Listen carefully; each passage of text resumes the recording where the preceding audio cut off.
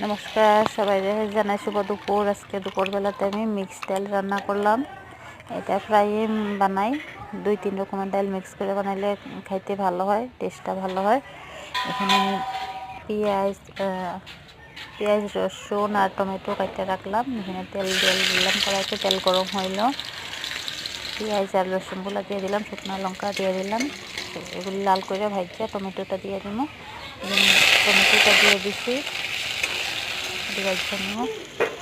এখানে লবণও দিয়ে দিছি, ডালে লবণ আছে, লবণ হলুদ দিয়ে দিছি। এখানে মশলাটা মিশানোর লাগি, টমেটোগুলি গলানোর লাগি লবণ দিয়ে দিছি। মশলাটা রেডি, এখানে ঢেলা দিলাম ডালটা। এরকমভাবে তোমরা ট্রাই করে দেখো, খাইতে খুবই টেস্টি লাগে।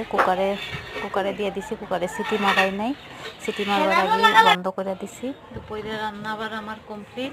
তোমরা কে কে কি রাঁধছো কমেন্ট করে জানাবো। আজকে তুমি এই যে